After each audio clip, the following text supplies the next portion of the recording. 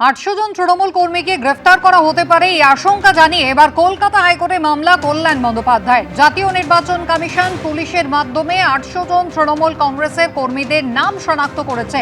অবিলম্বে আদালত এ বিষয়ে হস্তক্ষেপ করুক এই অভিযোগে হাইকোর্টে গেলেন আইনজীবী কল্যাণ বন্দ্যোপাধ্যায়। কথা বলবো সৌভিক মজুমদার রয়েছেন টেলিফোন লাইনে। সৌভিক, কি আশঙ্কা আইনজীবী কল্যাণ বন্দ্যোপাধ্যায়ের, কি মামলা তিনি দায়ের করতে চান? দেখো, আইনজীবী কল্যাণ বন্দ্যোপাধ্যায় তিনি ইতিমধ্যেই কলকাতা হাইকোর্টের মাননীয় প্রধান বিচারপতি সুজয় পালের দৃষ্টি আকর্ষণ করেছেন। এখন তার বক্তব্য হচ্ছে যে তারা আশঙ্কা করছেন যে ভোটের আগে প্রিভেন্টিভ অ্যারেস্টের নাম করে প্রায় 800 জন তৃণমূল কর্মীকে শনাক্ত করা হয়েছে এবং বিভিন্ন জায়গা থেকে এই 800 জন যে তৃণমূল কর্মী রয়েছেন এদেরকে যে কোনো মুহূর্তে গ্রেফতার করা হতে পারে এবং কোনো রকম কারণ না দেখিয়েই এই তৃণমূল কর্মীদের গ্রেফতার করা হতে পারে বলে তারা আশঙ্কা করছেন এবং সেই কারণেই কিন্তু তারা কলকাতা হাইকোর্টে এসেছেন এবং কলকাতা হাইকোর্টে মহামান্য প্রধান বিচারপতির কাছে মামলা দায়ের করার জন্য তারা অনুমতি চেয়েছেন এবং সেই অনুমতি ইতিমধ্যেই মাননীয় প্রধান বিচারপতির তরফ থেকে দেওয়া হয়েছে এবং অতি দ্রুত এই মামলার শুনানি হবে সেই আশ্বাসও কলকাতা হাইকোর্টের তরফ থেকে দেওয়া হয়েছে।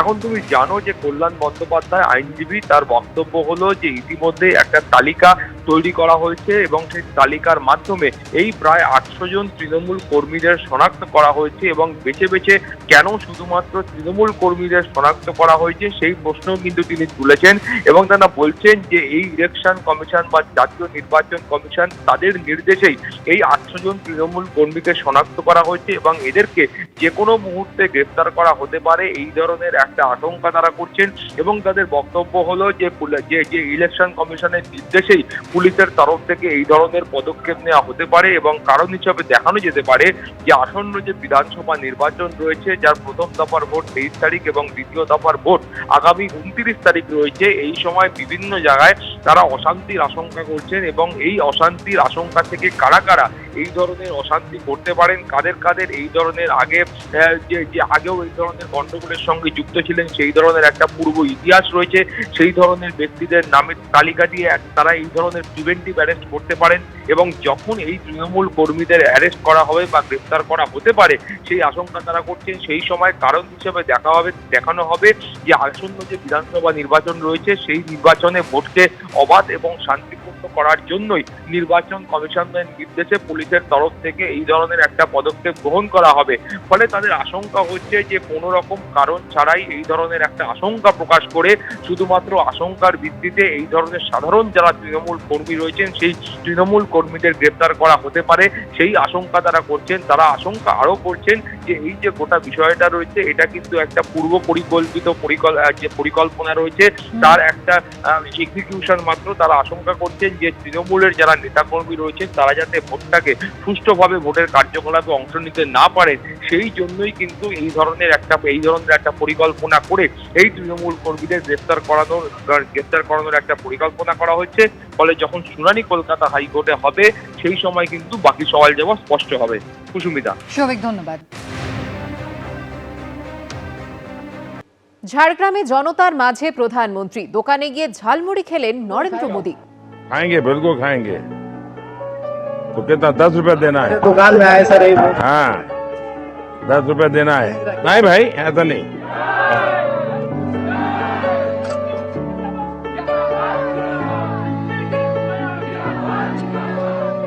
बढ़िया बनाओ।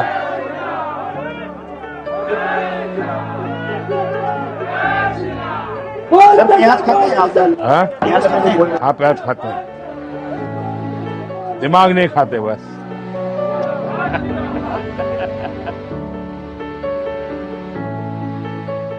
हम तो ये आपका पुरानी चीजें खाने आए हैं। हाँ, अरे यही खाएंगे।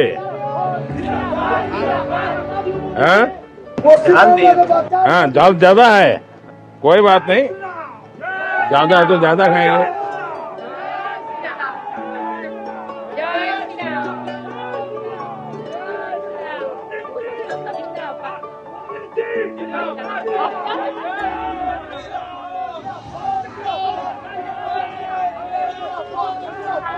बढ़िया बनाए।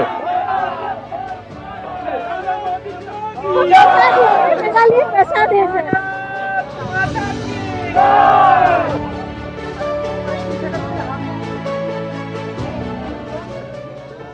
चलो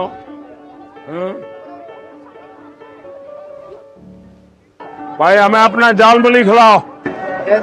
मेरे दुकान आए, बोले मूढ़ी बना दो, फिर मूढ़ी बनाए। सर बोले बहुत बढ़िया मूढ़ी बनाए। खाकर बोले मूढ़ी के, फिर माता पिता के नाम पूछे, फिर माता पिता का नाम बोले, फिर बोला तेरा नाम क्या है? बोले मेरा नाम विक्रम कुमार साव है। जय सर। बोले कितने रोजगार कर ले? तो बोले जो होता है सर घर संसार चल जाता है। हम सर बिहार के हैं, गया जिला के हैं। मेरा पिताजी इधर व्यवसाय करते थे, धीरे धीरे तो यही दुकान भाड़े पे किराए पे रहते हैं। जय तो सर के बोले जय श्री राम सर। तो सर बोला ठीक है, हम थोड़ा देरी मैंने जाने के समय में ऐसे किए तो हम समझे मैंने सर आएंगे, तो वही फिर आपस आए। हाँ बहुत खुश हैं। অন্যদিকে নরেন্দ্র মোদীর জন্য তৃণমূল প্রার্থীর প্রচারে ঝাড়গ্রামে আসতেই পারলেন না ঝাড়খণ্ড মুক্তি মোর্চার প্রধান ও মুখ্যমন্ত্রী হেমন্ত সোরেন এবং তাঁর স্ত্রী। এই অভিযোগে এবার প্রধানমন্ত্রীর গায়ে আদিবাসী বিরোধী তকমা লাগালো তৃণমূল কংগ্রেস। এক্স হ্যান্ডেলে তৃণমূলের পক্ষ থেকে লেখা হয়েছে, মোদীর আদিবাসী বিরোধী মানসিকতা আজ সবার সামনে উন্মোচিত হয়ে গেল। প্রধান সেবক ঝাড়গ্রামে নিজের সফর দীর্ঘায়িত করে ঝালমুড়ি খাওয়ার সিদ্ধান্ত নিয়েছিলেন বলে ঝাড়খণ্ডের মুখ্যমন্ত্রী হেমন্ত সোরেন এবং তার স্ত্রী ও বিধায়ক কল্পনা সোরেনের কাপ্টার অবতরণের অনুমতিই দেওয়া হয়নি। গণতান্ত্রিকভাবে নির্বাচিত দুই নেতাকে ঘন্টার পর ঘন্টা অপেক্ষা করিয়ে রাখা হলো এবং শেষমেশ নির্ধারিত কর্মসূচিতে যোগ না দিয়ে ফিরে যেতে বাধ্য করা হলো। প্রধানমন্ত্রীর দীর্ঘ জলখাবার বিরতি এবং ফটো সেশন তাঁদের গণতান্ত্রিক অধিকার ও সাংবিধানিক মর্যাদার চেয়ে বেশি গুরুত্ব পেল। আদিবাসী নেতাদের প্রতি মোদির সম্মানবোধ ঠিক এমনই। মোদি ঝাড়গ্রামে এসেছিলেন আদিবাসীদের ভোট টানতে, অথচ ফিরে গেলেন সেই মানুষগুলোকেই অপমানিত করে। ৪ঠা মেতে বাংলা এই ঘটনার কথা মনে রাখবে।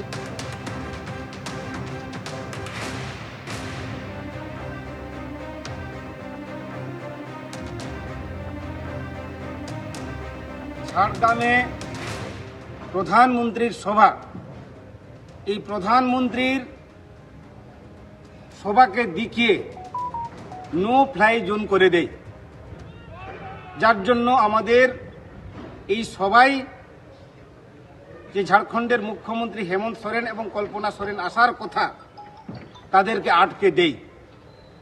নো ফ্লাই জোন করার পরে তাদের হেলিকপ্টার উঠতে দেয়নি এবং হেলিকপ্টার ঝাড়গ্রাম জেলায় ঢুকতে দেয়নি।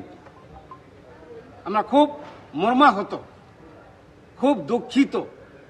আমরা তাকে খুব ধিক্কার জানাচ্ছি, প্রতিবাদ করছি। তো খোঁজ নিতে হবে যে কেন এই আকাশপথ বা ওইখানে হেলিকপ্টার অবতরণের জায়গাগুলো কেন বিলম্বিত করিয়ে দেওয়া হলো যাতে হেমন্ত সোরেন সেখানে আসতে না পারেন। এগুলো বিজেপি তো সব রকম চক্রান্তে আছে না, হঠাৎ নানা রকম নাটক করে দেরি করিয়ে দিলে যদি হেমন্ত সোরেনকে আটকানো যায়, যদি তাতে তৃণমূলের কোনো ক্ষতি করা যায়, দেখুন এইসব ছেলে মানুষই করে জঙ্গলমহল, আদিবাসী, তফসিলি জাতি, উপজাতি তাদের মনের মধ্যে থেকে মমতা বন্দ্যোপাধ্যায়ের প্রতি শ্রদ্ধা, সম্মান এবং ভালোবাসা এতটুকু কমাতে পারবেন না সেই নরেন্দ্র মোদী যিনি সংসদ ভবন উদ্বোধনে রাষ্ট্রপতিকে আমন্ত্রণ পর্যন্ত করেন না দ্রৌপদী মুর্মু।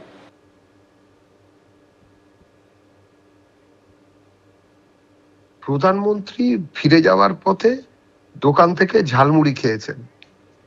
যে কোনো সাধারণ বুদ্ধির লোক এই নিয়ে এই ধরনের যে কমেন্ট তৃণমূল করেছে, মানে এটা নিয়ে তো ভবিষ্যতে গবেষণা হবে। এত উন্নত মানের বিকৃত মস্তিষ্ক কি করে তৈরি হয়েছিল এই পশ্চিমবঙ্গে?